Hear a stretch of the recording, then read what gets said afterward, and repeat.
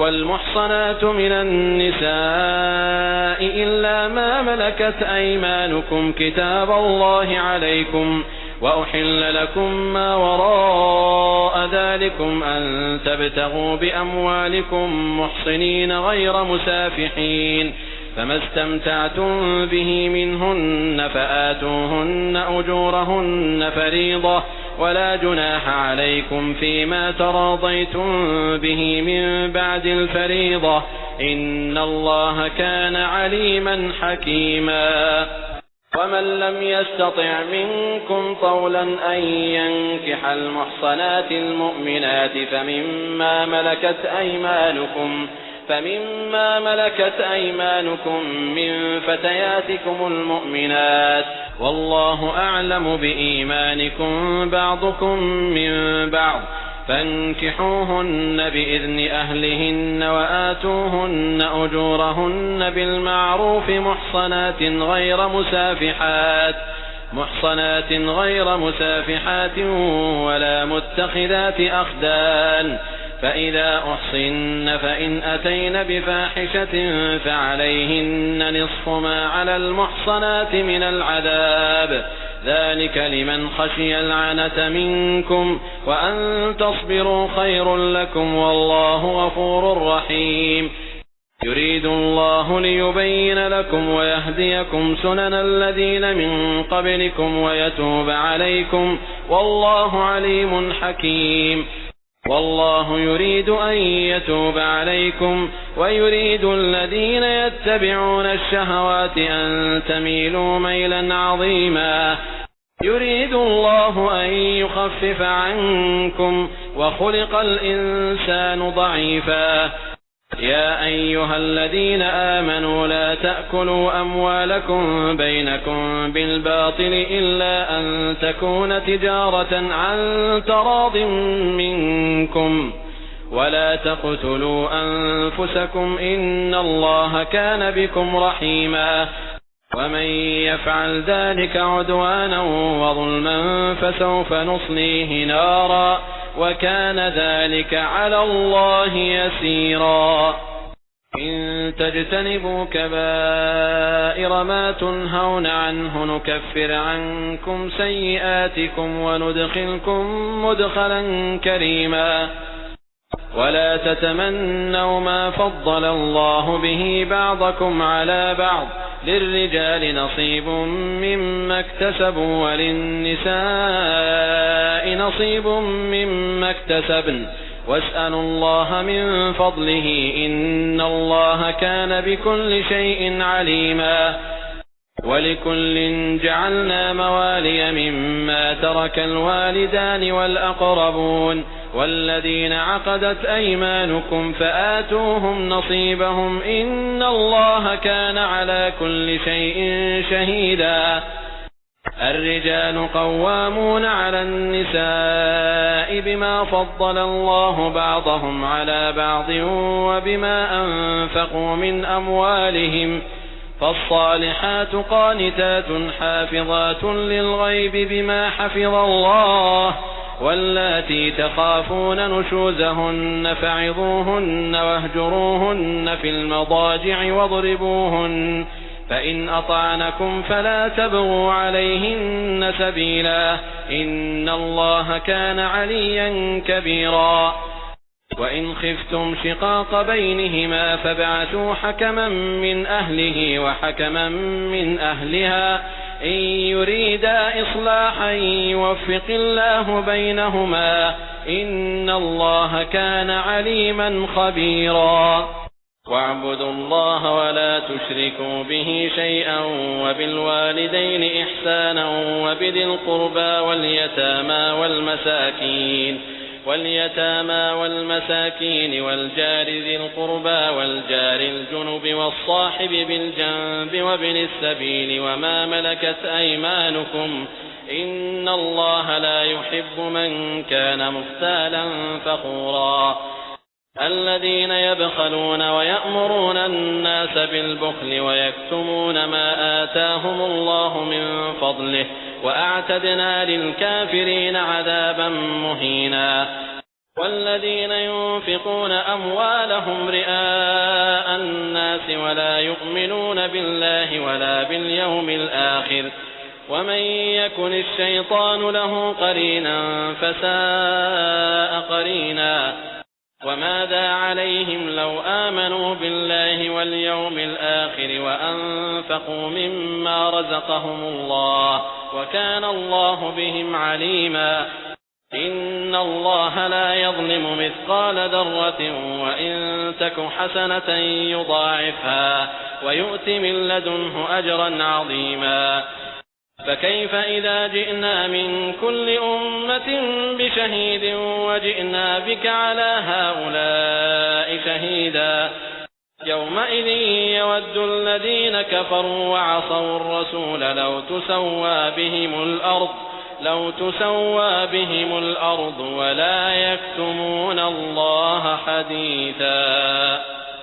يا أيها الذين آمنوا لا تقربوا الصلاة وأنتم سكارى حتى تعلموا ما تقولون ولا جنبا إلا عابري سبيل حتى تغتسلوا وإن كنتم مرضى أو على سفر أو جاء أحد منكم من الغائط أو لامستم النساء فلم تجدوا ماء فتيمموا صعيدا طيبا فامسحوا بوجوهكم وأيديكم إن الله كان عفوا غفورا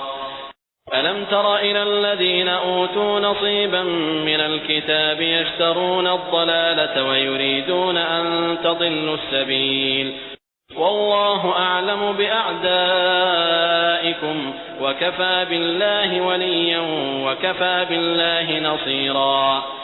من الذين هادوا يحرفون الكلم عن مواضعه ويقولون سمعنا وعصينا واسمع غير مسمع وراعنا ليا بألسنتهم وطعنا في الدين ولو أنهم قالوا سمعنا وأطعنا واسمع وانظرنا لكان خيرا لهم وأقوم ولكن لعنهم الله بكفرهم فلا يؤمنون إلا قليلا يا أيها الذين أوتوا الكتاب آمنوا بما نزلنا مصدقا لما معكم من قبل أن نطمس وجوها فنردها على أدبارها أو نلعنهم كما لعنا أصحاب السبت وكان أمر الله مفعولا إن الله لا يغفر أن يشرك به ويغفر ما دون ذلك لمن يشاء ومن يشرك بالله فقد افترى إثما عظيما ألم تر إلى الذين يزكون أنفسهم بل الله يزكي من يشاء ولا يظلمون فتيلا انظر كيف يفترون على الله الكذب وكفى به إثما مبينا ألم تر إلى الذين أوتوا نصيبا من الكتاب يؤمنون بالجبت والطاغوت ويقولون للذين كفروا هؤلاء أهدى من الذين آمنوا سبيلا أولئك الذين لعنهم الله ومن يلعن الله فلن تجد له نصيرا أم لهم نصيب من الملك فإذا لا يؤتون الناس نقيرا أم يحسدون الناس على ما آتاهم الله من فضله فقد آتينا آل إبراهيم الكتاب والحكمة وآتيناهم ملكا عظيما فمنهم من آمن به ومنهم من صد عنه وكفى بجهنم سعيرا إن الذين كفروا بآياتنا سوف نصليهم نارا كلما نضجت جلودهم بدلناهم جلودا غيرها ليذوقوا العذاب إن الله كان عزيزا حكيما والذين آمنوا وعملوا الصالحات سندخلهم جنات تجري من تحتها الأنهار خالدين فيها أبدا لهم فيها أزواج مطهرة وندخلهم ظلا ظليلا. إن الله يأمركم أن تؤدوا الأمانات إلى أهلها وإذا حكمتم بين الناس أن تحكموا بالعدل إن الله نعم يعظكم به إن الله كان سميعا بصيرا. يا أيها الذين آمنوا أطيعوا الله وأطيعوا الرسول وأولي الأمر منكم فإن تنازعتم في شيء فردوه إلى الله والرسول إن كنتم تؤمنون بالله واليوم الآخر ذلك خير وأحسن تأويلا. ألم تر إلى الذين يزعمون أنهم آمنوا بما أنزل إليك وما أنزل من قبلك يريدون أن يتحاكموا إلى الطاغوت وقد أمروا أن يكفروا به ويريد الشيطان أن يضلهم ضلالا بعيدا. وإذا قيل لهم تعالوا إلى ما أنزل الله وإلى الرسول رأيت المنافقين يصدون عنك صدودا. فكيف إذا أصابتهم مصيبة بما قدمت أيديهم ثم جاءوك يحلفون بالله إن أردنا إلا إحسانا وتوفيقا أولئك الذين يعلم الله ما في قلوبهم فأعرض عنهم وعظهم وقل لهم في أنفسهم قولا بليغا. وما أرسلنا من رسول إلا ليطاع بإذن الله ولو أنهم إذ ظلموا أنفسهم جاءوك فاستغفروا الله واستغفر لهم الرسول لوجدوا الله توابا رحيما.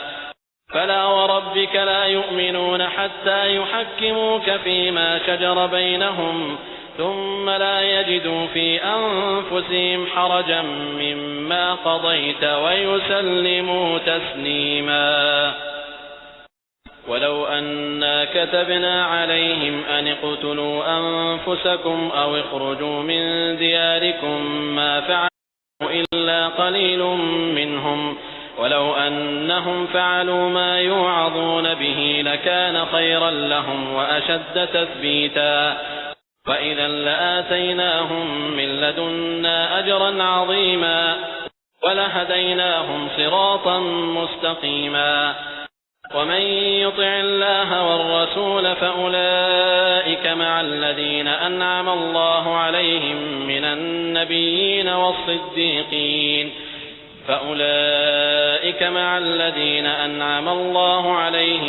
النبيين والصديقين والشهداء والصالحين وحسن أولئك رفيقا. ذلك الفضل من الله وكفى بالله عليما. يا أيها الذين آمنوا خذوا حذركم فانفروا ثبات أو انفروا جميعا وإن منكم لمن ليبطئن فإن أصابتكم مصيبة قال قد أنعم الله علي إذ لم أكن معهم شهيدا ولئن أصابكم فضل من الله ليقولن كأن لم تكن بينكم وبينه مودة يا ليتني كنت معهم فأفوز فوزا عظيما. فليقاتل في سبيل الله الذين يشرون الحياة الدنيا بالآخرة ومن يقاتل في سبيل الله فيقتل أو يغلب فسوف نؤتيه أجرا عظيما. وما لكم لا تقاتلون في سبيل الله والمستضعفين من الرجال والنساء والولدان الذين يقولون ربنا أخرجنا من هذه القرية الظالم أهلها واجعل لنا من لدنك وليا واجعل لنا من لدنك نصيرا. الذين آمنوا يقاتلون في سبيل الله والذين كفروا يقاتلون في سبيل الطاغوت فقاتلوا أولياء الشيطان إن كيد الشيطان كان ضعيفا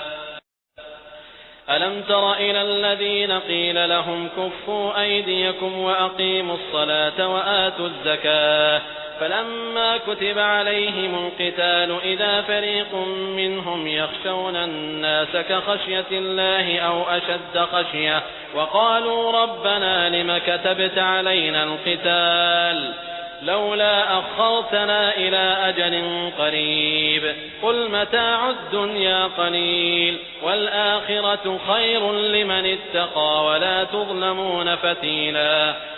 أينما تكونوا يدرككم الموت ولو كنتم في بروج مشيدة وإن تصبهم حسنة يقولوا هذه من عند الله وإن تصبهم سيئة يقولوا هذه من عندك قل كل من عند الله فما لهؤلاء القوم لا يكادون يفقهون حديثا ما أصابك من حسنة فمن الله وما أصابك من سيئة فمن نفسك وأرسلناك للناس رسولا وكفى بالله شهيدا من يطع الرسول فقد أطاع الله ومن تولى فما أرسلناك عليهم حفيظا ويقولون طاعة فإذا برزوا من عندك بيت طائفة منهم غير الذي تقول والله يكتب ما يبيتون فأعرض عنهم وتوكل على الله وكفى بالله وكيلا أفلا يتدبرون القرآن ولو كان من عند غير الله لوجدوا فيه اختلافا كثيرا وإذا جاءهم أمر من الأمن أو الخوف أذاعوا به ولو ردوه إلى الرسول وإلى أولي الأمر منهم لعلمه الذين يستنبطونه منهم ولولا فضل الله عليكم ورحمته لاتبعتم الشيطان إلا قليلا فقاتل في سبيل الله لا تكلف إلا نفسك وحرض المؤمنين عسى الله أن يكف بأس الذين كفروا والله أشد بأسا وأشد تنكيلا من يشفع شفاعة حسنة يكن له نصيب منها ومن يشفع شفاعة سيئة يكن له كفل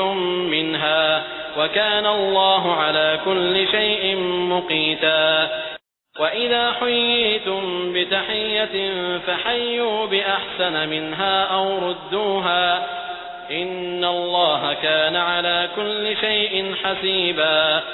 الله لا إله إلا هو ليجمعنكم إلى يوم القيامة لا ريب فيه ومن أصدق من الله حديثا فما لكم في المنافقين فئتين والله أركسهم بما كسبوا أتريدون أن تهدوا من أضل الله ومن يضلل الله فلن تجد له سبيلا ودوا لو تكفرون كما كفروا فتكونون سواء فلا تتخذوا منهم أولياء حتى يهاجروا في سبيل الله فإن تولوا فخذوهم وقتلوهم حيث وجدتموهم ولا تتخذوا منهم وليا ولا نصيرا إلا الذين يصلون إلى قوم بينكم وبينهم ميثاق أو جاءوكم حصرت صدورهم أن يقاتلوكم أو يقاتلوا قومهم ولو شاء الله لسلطهم عليكم فإن اعتزلوكم فلم يقاتلوكم وألقوا إليكم السلم فما جعل الله لكم عليهم سبيلا ستجدون آخرين يريدون أن يأمنوكم ويأمنوا قومهم كلما ردوا إلى الفتنة أركسوا فيها فإن لم يعتزلوكم ويلقوا إليكم السلم ويكفوا أيديهم فخذوهم وقتلوهم حيث ثقفتموهم وأولئكم جعلنا لكم عليهم سلطانا مبينا وما كان لمؤمن أن يقتل مؤمنا إلا خطأ ومن قتل مؤمنا خطأ فتحرير رقبة مؤمنة ودية مسلمة إلى أهله إلا أن يصدقوا فإن كان من قوم عدو لكم وهو مؤمن فتحرير رقبة مؤمنة وإن كان من قوم بينكم وبينهم ميثاق فدية مسلمة إلى أهله وتحرير رقبة مؤمنة فمن لم يجد فصيام شهرين متتابعين توبة من الله وكان الله عليما حكيما ومن يقتل مؤمنا متعمدا فجزاؤه جهنم خالدا فيها وغضب الله عليه ولعنه وأعد له عذابا عظيما يا أيها الذين آمنوا إذا ضربتم في سبيل الله فتبينوا ولا تقولوا لمن ألقى إليكم السلام لست مؤمنا تبتغون عرض الحياة الدنيا فعند الله مغانم كثيرة كذلك كنتم من قبل فمن الله عليكم فتبينوا إن الله كان بما تعملون خبيرا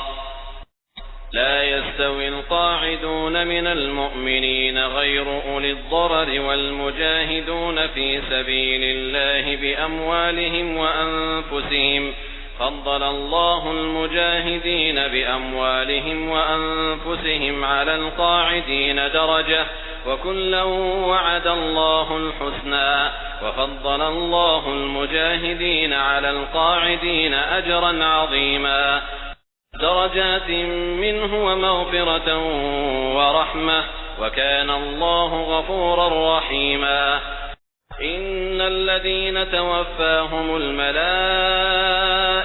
ظالمي أنفسهم قالوا فيم كنتم قالوا كنا مستضعفين في الأرض قالوا ألم تكن أرض الله واسعة فتهاجروا فيها فأولئك مأواهم جهنم وساءت مصيرا إلا المستضعفين من الرجال والنساء والولدان لا يستطيعون حيلة ولا يهتدون سبيلا فأولئك عسى الله أن يعفو عنهم وكان الله عفوا غفورا ومن يهاجر في سبيل الله يجد في الأرض مراغما كثيرا وسعة ومن يخرج من بيته مهاجرا إلى الله ورسوله ثم يدركه الموت فقد وقع أجره على الله وكان الله غفورا رحيما وإذا ضربتم في الأرض فليس عليكم جناح أن تقصروا من الصلاة إن خفتم أن يفتنكم الذين كفروا إن الكافرين كانوا لكم عدوا مبينا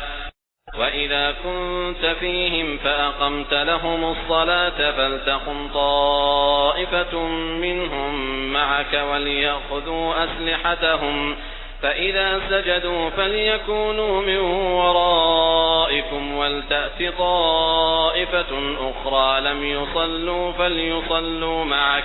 فليصلوا معك وليأخذوا حذرهم وأسلحتهم وَدَّ الَّذِينَ كَفَرُوا لَوْ تَغْفُلُونَ عَنْ أَسْلِحَتِكُمْ وَأَمْتِعَتِكُمْ فَيَمِيلُونَ عَلَيْكُمْ مَيْلَةً وَاحِدَةً ولا جناح عليكم إن كان بكم أذى من مطر أو كنتم مرضى أن تضعوا أسلحتكم وخذوا حذركم إن الله أعد للكافرين عذابا مهينا فإذا قضيتم الصلاة فاذكروا الله قياما وقعودا وعلى جنوبكم فإذا اطمأننتم فأقيموا الصلاة إن الصلاة كانت على المؤمنين كتابا موقوتا ولا تهنوا في ابتغاء القوم إن تكونوا تألمون فإنهم يألمون كما تألمون وترجون من الله ما لا يرجون وكان الله عليما حكيما إنا أنزلنا إليك الكتاب بالحق لتحكم بين الناس بما أراك الله ولا تكن للخائنين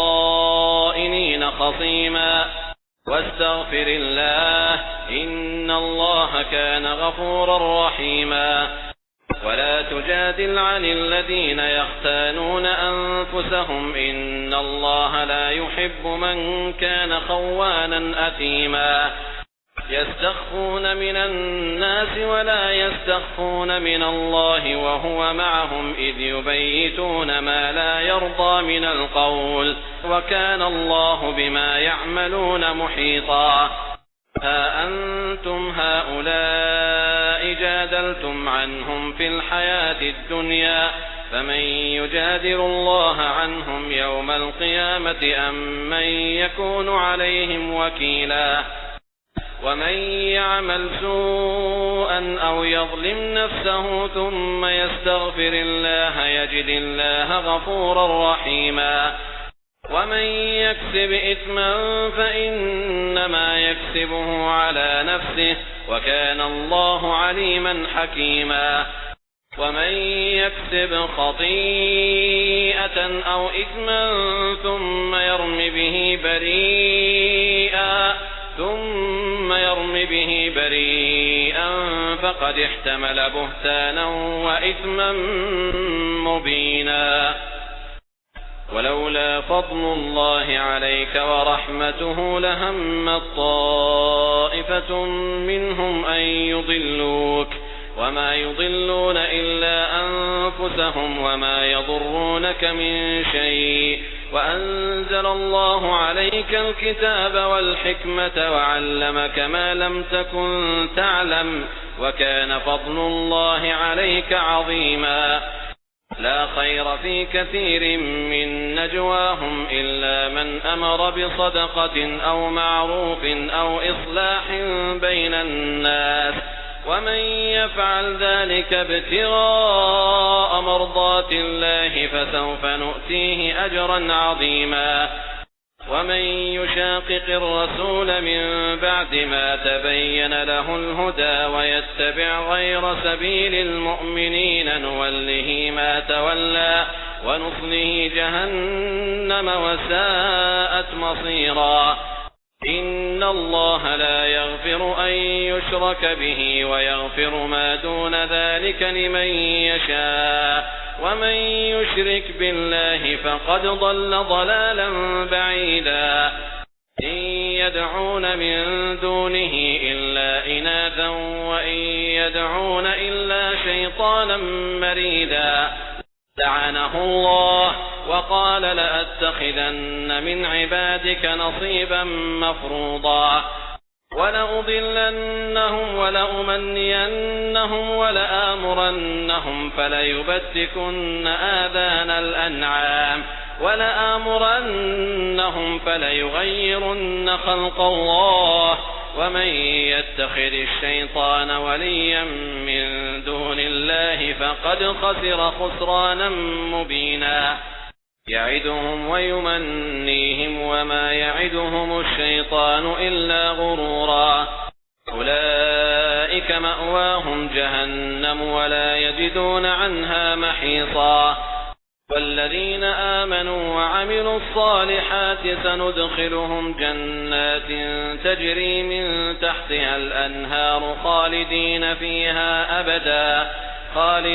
فيها أبدا وعد الله حقا ومن أصدق من الله قيلا ليس بأمانيكم ولا أماني أهل الكتاب من يعمل سوءا يجز به ولا يجد له من دون الله وليا ولا نصيرا ومن يعمل من الصالحات من ذكر أو أنثى وهو مؤمن فأولئك يدخلون الجنة ولا يظلمون نقيرا ومن أحسن دينا ممن أسلم وجهه لله وهو محسن واتبع ملة إبراهيم حنيفا واتخذ الله إبراهيم خليلا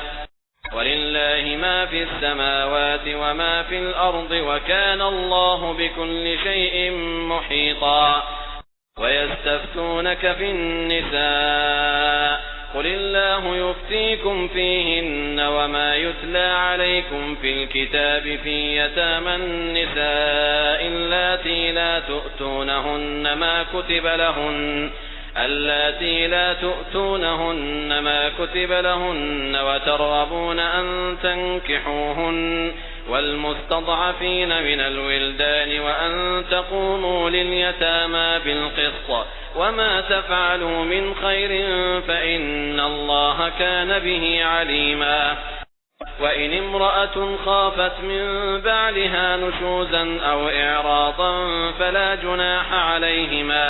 فلا جناح عليهما أن يصلحا بينهما صلحا والصلح خير وأحضرت الأنفس الشح وإن تحسنوا وتتقوا فإن الله كان بما تعملون خبيرا ولن تستطيعوا أن تعدلوا بين النساء ولو حرصتم فلا تميلوا كل الميل فتذروها كالمعلقة وإن تصلحوا وتتقوا فإن الله كان غفورا رحيما وإن يتفرقا يغن الله كلا من سعته وكان الله واسعا حكيما ولله ما في السماوات وما في الأرض ولقد وصينا الذين أوتوا الكتاب من قبلكم وإياكم أن اتقوا الله وإن تكفروا فإن لله ما في السماوات وما في الأرض وكان الله غنيا حميدا ولله ما في السماوات وما في الأرض وكفى بالله وكيلا إن يشأ يذهبكم أيها الناس ويأت بآخرين وكان الله على ذلك قديرا من كان يريد ثواب الدنيا فعند الله ثواب الدنيا والآخرة وكان الله سميعا بصيرا يا أيها الذين آمنوا كونوا قوامين بالقسط شهداء لله ولو على أنفسكم أو الوالدين والأقربين إن يكن غنيا أو فقيرا فالله أولى بهما فلا تتبعوا الهوى أن تعدلوا وإن تلووا أو تعرضوا فإن الله كان بما تعملون خبيرا يا أيها الذين آمنوا بالله ورسوله والكتاب الذي نزل على رسوله والكتاب الذي أنزل من قبل ومن يكفر بالله وملائكته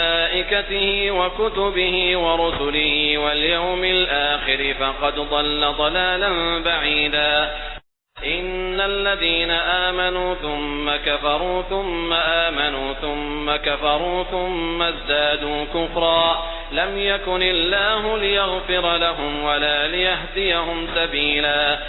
بشر المنافقين بأن لهم عذابا أليما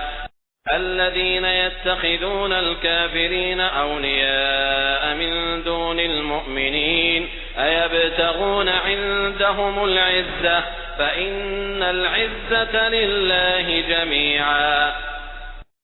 وقد نزل عليكم في الكتاب أن إذا سمعتم آيات الله يكفر بها ويستهزأ بها فلا تقعدوا معهم حتى يخوضوا في حديث غيره إنكم إذا مثلهم إن الله جامع المنافقين والكافرين في جهنم جميعا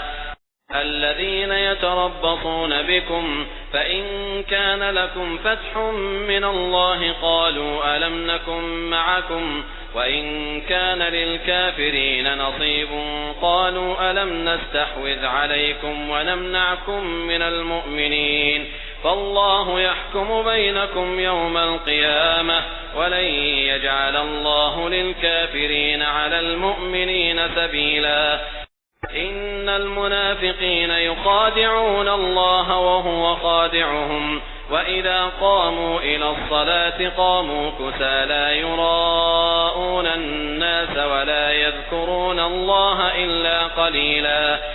مذبذبين بين ذلك لا إله هؤلاء ولا إله هؤلاء ومن يضلل الله فلن تجد له سبيلا يا أيها الذين آمنوا لا تتخذوا الكافرين أولياء من دون المؤمنين أتريدون أن تجعلوا لله عليكم سلطانا مبينا إن المنافقين في الدرك الأسفل من النار ولن تجد لهم نصيرا إلا الذين تابوا وأصلحوا واعتصموا بالله وأخلصوا دينهم لله فأولئك مع المؤمنين وسوف يؤتي الله المؤمنين أجرا عظيما ما يفعل الله بعذابكم إن شكرتم وآمنتم وكان الله شاكرا عليما